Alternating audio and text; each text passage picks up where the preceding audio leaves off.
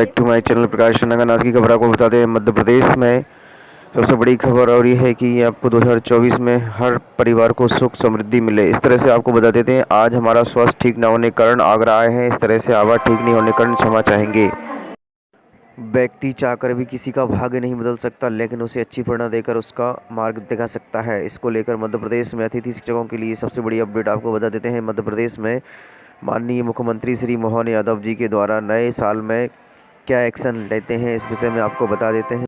मोहन यादव ने बताया कि मध्य प्रदेश में नए सिरे से हम काम करेंगे और आप बिल्कुल चिंता न करें। जो पूर्व में मुख्यमंत्री श्री शिवराज सिंह छोड़ गए हैं, इसके बाद हमको दायित्व मिला है इस कुर्सी का, तो हम इस कुर्सी पर रहकर आपके लिए बेहतर काम करेंगे। मोहन यादव ने अपने कार्यों को प्रारंभ कर दिया है। इधर आपको बता देते हैं, मनुष्य की ज़िंदगी एक जीवन चक्र की तरह है। आपको बता देते हैं, इस जीवन चक्र की तरह आप देख पा रहे होंगे, एक छोटा सा फूल होता है, फूल के बाद छोटा सा नींबू, फिर बड़ा नींबू, फिर इस तरह से मनुष्य की ज़िंदगी का यह अंत होता है। वहीं आपको बता देते हैं, मध्य प्रदेश के अतिथि शिक्षकों को इस तरह से निचोड़ा गया है स्कूलों में, जिस तक का आज तक का कोई हिसाब नहीं है। पिछले 20 वर्षों से अतिथि शिक्षकों से कार्य लिया जा रहा है, किंतु उन्हें अभी तक नियमित पद स्थायी नहीं किया गया है। हेलो। हेलो। नमस्ते सर जी। नमस्ते। सर पूर्वी मिश्रा बात कर रही हूँ, राजनगर के HDFC बैंक के DSC ऑफिस से। जी। सर पर्सनल लोन के अकॉर्डिंग हमने कॉल किया था, आपको आवश्यकता होगी क्या सर? कैसा मिल रहा है? सर जो आपको रेट ऑफ इंटरेस्ट लगेगा वो लगेगा 7.25 का, 1,00,000 पे 7,250 रुपए। महीना की सालाना? सालाना सर। 1,00,000 पे 7,000। 1,00,000 पे 7,250 रुपए लगेंगे आपको 1 वर्ष में। और उसमें सब processing fees? Sir processing fees जो लगेगी वो लगेगी आपको 5,000 रुपए। कितने तक का? कितने तक का? आपको जितना भी अमाउंट लेना आपको प्रोसेसिंग फीस उतनी ही लगेगी। आप चाहे 1,00,000 लो, 2,00,000 लो या 10,00,000 लो, आपको प्रोसेसिंग फीस वही लगेगी। अच्छा जी प्रोसेस यदि 10,00,000 ले रहे हैं तो भी 5,000 लगेंगे? जी। होगी सर आपको आवश्यकता लोन की? हाँ, आपको कैसे पता चला कि हम इनको सर नहीं ऐसी बात नहीं है सर। वो क्या है ना, हमारे पास जो गवर्नमेंट जॉब वाले होते हैं उनकी हमारे पास लिस्ट आती है, कॉन्टैक्ट लिस्ट, तो इसलिए हमने आपका नंबर था, इसलिए हमने आपको कॉल किया। तो अगर आपको आवश्यकता हो तो फिर आप बताइए। क्या नाम बता रही हैं आप? पूर्वी मिश्रा। तो आपको कैसे पता कि ये गवर्नमेंट जॉब में है? सर हमारे पास लिस्ट आती है ना गवर्नमेंट जॉब वालों की। अच्छा, तो आप बता सकती हैं कौन सी गवर्नमेंट जॉब में है? कैसा सर? आप बता सकती हैं कौन सी गवर्नमेंट जॉब में है हम? सर आप सचिव होंगे या फिर टीचर होंगे, क्योंकि जो हमारे पास अभी फिलहाल में लिस्ट है इसमें हमें सचिव और टीचरों की लिस्ट दी गई है। तो आप बता दो आप सर क्या करते हो? हम तो खेती करते हैं। खेती तो शायद आप नहीं करते होंगे सर। करते हैं ना, खेती करते हैं। अच्छा, मतलब आप जॉब नहीं करते हैं? नहीं, जॉब करते हैं, गेस्ट टीचर हैं। टीचर हो आप? गेस्ट में है, अतिथि शिक्षक। अच्छा। तो सैलरी कितनी होगी सर आपकी? सैलरी तो अभी पिछले 7,000 थी, अब बढ़ा दी है, 14,000 कर दी है, लेकिन अभी मिली नहीं है 3-4 माह से। कंफर्म चाहिए? 3-4 माह से मिली नहीं है सैलरी अभी। अच्छा। जो अतिथि शिक्षक है ना, उनको हर मास सैलरी नहीं मिल रही है, मिलती ही नहीं है। मतलब मिलती ही नहीं है कि मिल नहीं रही है? मिलती ही नहीं है। अच्छा। 3-4 माह में जब 1-2 बार शिकायत करो तब कभी सैलरी डलती है। मतलब आप प्राइवेट जॉब वाले हो सर? हाँ, प्राइवेट से भी खराब है। है गवर्नमेंट में, लेकिन जो अतिथि शिक्षक कहलाते हैं उनकी दशा सब खराब है, तो हमको कैसे लोन मिल सकता है? बात तो आपकी सही है, क्योंकि सर आप अगर लेते भी हो तो आपको सैलरी स्लिप और स्टेटमेंट देना पड़ेगा 6 महीने का। जी जी। और आप कह रहे हो आपकी सैलरी नहीं आती, तो आप स्टेटमेंट और सैलरी स्लिप कहाँ से लाएंगे? जी जी। सैलरी स्लिप बनती है सर आपकी या फिर नहीं बनती है? सैलरी बनती है, लेकिन 3 माह, 4 माह, 5 माह, 6 माह में कहो डले, बाकी हर माह नहीं मिलती है। अच्छा। और आप जितनी आप सैलरी बता रहे हो उतनी भी बहुत ज्यादा कम है। हाँ, सैलरी भी कम है। तो फिर सर कैसे होगा? तो वही तो हम कह रहे हैं कि वो हमारा नाम कैसे आ गया आपकी लिस्ट में? सर वो तो हमें नहीं पता, क्योंकि देखो हमने आपको अभी बताया कि हमारे पास टीचरों और सचिव की लिस्ट है। हाँ। इसमें हमें आपका नंबर था, तो इसलिए हमने आपको डायल किया। चलिए ठीक है सर, अगर आपकी सैलरी बढ़ती है या फिर किसी और को आवश्यकता हो तो हम करवा सकते हैं। आवश्यकता तो हम ही को है, लेकिन हमको कैसे मिलेगी आप ही बताइए। 1 मिनट रुकना सर। जी।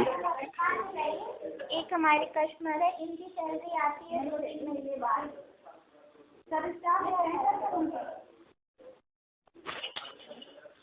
सॉरी सर, आपका नहीं हो पाएगा। अगर लगातार आती है आपकी, अगर इतनी भी आती, 14 भी आती लगातार, तो शायद कुछ कर सकते थे हम। जी मैडम, यही समस्या है, कुछ भी नहीं कर पा रहे, ना तो पैसे कोई दे रहा है लोन से। भाई है सरकारी गवर्नमेंट से जुड़े हुए, लेकिन नाम के भर है, काम की नहीं है कुछ। सर आप गवर्नमेंट से जुड़ी हुई आपकी जॉब है, फिर भी आपका ये हाल है सर जी। हाँ तो क्या करें, वो अब सरकार है जो करवाएगी वो करेंगे। जी बात तो सही है आपकी। अब ना तो छोड़ सकते हैं, ना घर के रह गए, ना घाट के रह गए, सिर्फ लगे हुए हैं कि कुछ आशाओं से जुड़े हुए हैं कि कुछ करेगी सरकार, करेगी। बिल्कुल सर जी। अभी आपको कितना टाइम हुआ है सर ज्वाइन किए हुए? हमको हो गया है कम से कम नहीं 8-10 साल। सर 8-10 साल हो गए? जी। तब तो फिर कुछ नहीं कह सकते सर हम। तो क्या है, बहुत परेशान है अतिथि शिक्षक लोग जो भी काम कर रहे हैं।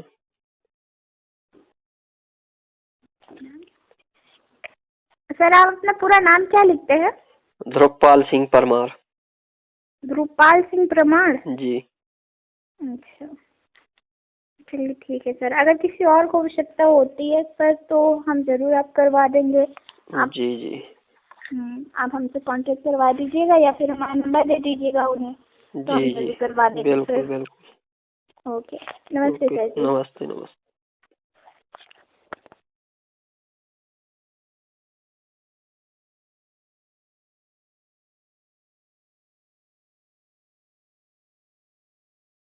सर मुझे ऐसा लगता है कि आदमी और औरत भगवान ने 2 अलग अलग क्रिएचर बनाए, हम दोनों कभी सेम हो ही नहीं सकते। प्रॉब्लम ये है कि हम एक दूसरे के बराबर खड़े होने, मतलब एक दूसरे जैसा बनने की कोशिश कर रहे हैं, नहीं बनना चाहिए। जब भी एक औरत आपसे कोई बात करती है, सुनो ही मत। एग्जैक्टली सुनो मत, जवाब देने के लिए सिर्फ सुनो। फर्क है इसमें, जवाब देने के लिए मत सुनो। औरत को वो आदमी इतना गंदा लगता है जो सोल्यूशन देता है, कि मैं आपको कुछ प्रॉब्लम बता रही हूँ, आप मुझे सोल्यूशन बता रहे हो, वो कहेंगे सोल्यूशन नहीं बस सुनो, तुम सिर्फ सुनो। गूंगे बन के बैठ जाए। Yes, women are just there to, कि वो ये चाहती है कि बस मुझे कोई सुन ले। ऑफिस से आते हैं आप, तो आपकी बीवी आपके पास ढेरों शिकायत लेके, वो बस ये चाहती है कि सुन लो, करते रहा करो। जिस और सारे मर्द ना करते भी हूँ ये उन्हीं की चल रही है फिर अच्छी कट उन्हीं की रही है, ये मैं बता रही हूँ आपको। क्योंकि as soon as you will start giving them की एडवाइस की ऐसा करो वैसा करो, तुम्हें ऐसा नहीं करना चाहिए, वो अपने आप को गलत साबित नहीं करवाना चाहती कभी भी। वो आपको सिर्फ इसलिए बताती है कि आप सुन लो, और आप एक बार उसको कहते हैं हाँ यार तू बिल्कुल सही है, उसकी वो इतने में सेटिस्फाई हो जाती है, वो इतने में ही खुश हो जाती है। उसको बस सुन लो और उसे एक बार वैलिडेशन दे दो कि तुम बिल्कुल सही हो, खत्म। बट ऐसा क्यों है, मतलब ये तो गलत है ना। अलग अलग बनाए गए ना। आदमी क्या है, सोशल क्रिएचर है बहुत ज्यादा। फीमेल भी हो गई है हालांकि, वो बाहर जाता है, उसका ब्रेन ही इस तरह से ट्रेंड है कि आपको प्रॉब्लम सॉल्व करनी है, ठीक है, प्रॉब्लम सॉल्व करनी है। और फीमेल का ब्रेन इस तरह से ट्रेंड है कि जितनी चीजें आपको रिसोर्सेज आपको दी हैं, आपको उनमें मैनेज करके चलना है। तो अब उसने पूरा दिन घर मैनेज किया, आप 12 घंटे, आपका मेंटेलिटी वही है, आपका दिमाग वही चल रहा है कि आपको सोल्यूशन देने हैं। आप घर में भी आके वही अप्लाई करते हैं, और वो भी घर में वो आपको मैनेज करती है, बिठा के आपको बताती है, और आप क्या करते हैं, सोल्यूशन देना शुरू कर देते हैं। आपको सोल्यूशन नहीं देना। अगर आपको अपनी गृहस्थी या अपना रिलेशनशिप अच्छे से चलाना, बस उसको सुनते रहो। हाँ यार तुम सही एक ही मूल मंत्र है कि तुम सही हो, बात ही खत्म है। बात ही खत्म। और ये बहुत जरूरी है। आपकी मैंने एक पोएट्री सुनी थी हम्म। जिसमें आपने खूबसूरती को लेके बहुत सारी चीजें बताई थी, बट मैं आपसे पूछूं, खूबसूरती गुनाह है? नहीं, बिल्कुल नहीं। लेकिन आज का सिनेरियो में मुझे लगता है खूबसूरती गुनाह है। अगर फीमेल की मैं बात करूं तो कभी कभी मुझे भी लगता है ना? बिल्कुल लगता है, क्योंकि केवल खूबसूरत होने की वजह से आपको कोई अवेलेबल नहीं समझ सकता, और लोग समझते हैं कि ये तो खूबसूरत है तो अवेलेबल होगी। इवन इन हमारे जो पोइट्री सर्कल या फिर स्टेज पर, मेरे एक फ्रेंड ने मुझे बहुत अच्छी बात बताई, और ये उसकी फीमेल फ्रेंड ने उसको बताई, जो कि खुद एक पोएट है, कि फीमेल जब स्टेज पे जाती है, किसी भी जगह पर जाती काम करने, तो वो वर्क स्पेस को या उस स्टेज को ये समझती कि मेरे लिए अपॉर्चुनिटी है, बट उसके आसपास के मर्द ये समझ रहे होते कि औरत हमारे लिए अपॉर्चुनिटी। बहुत बेकार चीज है, लेकिन ये मेंटेलिटी अभी भी है। क्या बोलोगे ऐसे मर्दों के लिए? कुछ मुंह पे मारो सालों के फेंक के, कसम से। हाँ, हाँ। मुंह पे तो कुछ नहीं मार सकते, बस ये है कि कोशिश है मेरी कि मैं इस चीज को सुधार पाऊं, और हम कोशिश कर रहे हैं। हालांकि अभी के जो लड़के हैं 21-22 साल के, बहुत ज्यादा समझदार हो गए हैं। इवन लड़कियां उनसे पीरियड्स डिस्कस कर लेती हैं, लड़कियां उनसे अपनी जो घर की प्रॉब्लम्स हैं वो डिस्कस कर लेती हैं। पहले नहीं कर पाती थी लड़कियां ये सब। पहले बहुत मुश्किल होता था कोई भी चीज लड़कों से डिस्कस करना, अंडरस्टैंडिंग नहीं होती थी। उनको लगता था कि लड़कियों की प्रॉब्लम्स ही नहीं है, लड़कियां सिर्फ एक ही चीज के लिए बनी है, रिलेशनशिप के लिए।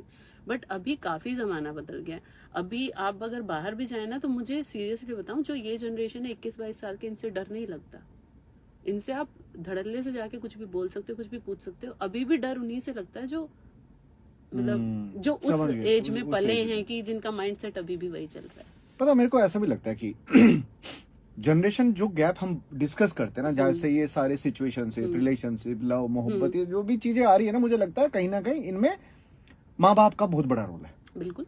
आप अपने बेटे को इतने अच्छे से ग्रो कर रहे हो, उसे सारे संस्कार दे रहे हो, ठीक है, तो कल को जब वो किसी को प्यार करेगा ना, तो वो अपनी माँ की परवरिश उस लड़की तक लेके जाएगा। बिल्कुल बिल्कुल। और मुझे लगता है आज की डेट में रिलेशनशिप को अगर आपको पहचानना है, तो आप लड़के में हो चाहे लड़की में, आप ये देखो कि वो अपने पेरेंट्स के साथ में कैसा है। आप पैसा कमा लोगे, शोहरत कमा लोगे, लेकिन मुझे लगता है अगर आप रिलेशनशिप की इज्जत नहीं कर सकते ना, या रिश्तों की कदर नहीं कर सकते, तो आपका कितना भी पैसा, लाख दौलत आपने कमा ली, मुझे लगता है बेकार है। बेकार है। तो पेरेंट्स के लिए क्या बोलोगे आज? मैं ये कहती हूँ कि हमेशा ये कहते हैं कि वंश चलाएगा ये हमारा, या ये हमारा वंश है। कोई भी बच्चा आपका वंश बाद में चलाता है, पहले आपके चरित्र का एक अंश आगे चलाता है ना? तो जो भी अब जो बच्चा इस दुनिया में आप लेकर आ रहे हैं, मैं नहीं कहती कि उसको बहुत सक्सेसफुल इंजीनियर, डॉक्टर बनाए, या बहुत ही नासा में भेज दो, या बहुत बड़ा क्रिकेटर बना दो। सबसे पहले उसे एक अच्छा इंसान बनाना जरूरी है, कि उसके आसपास जो भी लोग रहें वो खुश और सेफ रहें। ये बहुत इम्पोर्टेंट है आज की जनरेशन के लिए और अभी की अपब्रिंगिंग में, क्योंकि इतना ज्यादा सोशल मीडिया एक्सपोजर है, इतना सारा इंटरनेट, इतनी सारी इंफॉर्मेशन है, लेकिन फिल्टर एक भी नहीं है। मेरा बच्चा अगर मोबाइल देख रहा है तो उसके पास 70 तरह की इन्फॉर्मेशन है, लेकिन उसके पास फिल्टर कहाँ है कि कौन सी सही है कौन सी गलत। वो तो हम ही सिखाएंगे ना। वो हम सिखाएंगे, लेकिन वो हमारी सुनेगा? हमने सुनी थी अपने पेरेंट्स की? नहीं सुनेगा। तो उसके लिए हमें उसके लेवल पे जाना पड़ता है। इसीलिए आजकल के पेरेंट्स बहुत ज्यादा फ्रेंडली हो गए हैं, और मुझे वो लोग बिल्कुल अच्छे नहीं लगते जो कहते हैं कि आज की जनरेशन ऐसी, आज की जनरेशन। तुमने पैदा की है, तुम पाल रहे हो, जनरेशन कैसे खराब हो गई? सही बात है। तुम पाल रहे हो ना, तुम्हारी परवरिश खराब है। इसका मतलब मेरे दादाजी को मेरे पापा की जनरेशन अच्छी नहीं लगी, मेरे पापा को हमारी नहीं लग रही। मैं कभी नहीं कहती कि मुझे अगली जनरेशन पसंद नहीं। मेरे पास साइकिल थी तो मैं साइकिल से ही चलूंगी ना यार। मैं अपने बेटे को अगर स्कूटर दे रही हूँ, उसमें मेरे बेटे की गलती नहीं है। मैं उसको स्कूटर प्रोवाइड करवा सकती हूँ, वो मेरी चॉइस है, मैं उसको देना चाहती हूँ कि नहीं। मेरा बेटा अगर अपने बेटे को कार देना चाहता है, ये मेरे बेटे की चॉइस है। तो इसमें बच्चा मेरा कहाँ से खराब हो गया? तो माँ बाप की गलती है ना। हम सुविधाएं देकर फिर उनको कहते हैं कि तुमको सुविधाओं ने बिगाड़ दिया। मैं तो कहूंगी मेरे माँ बाप ने बिगाड़ा, सुविधाओं ने नहीं बिगाड़ा। Exactly. माँ बाप ना देते सुविधाएं, लेकिन हर माँ बाप चाहता है कि मैं अपने बच्चे को एक से एक सुविधा दूं, लेकिन ये मेरी शर्त है कि वो बस इतना ही इस्तेमाल करे। बच्चा है वो, तो कहाँ तक लगाओगे आप फिल्टर।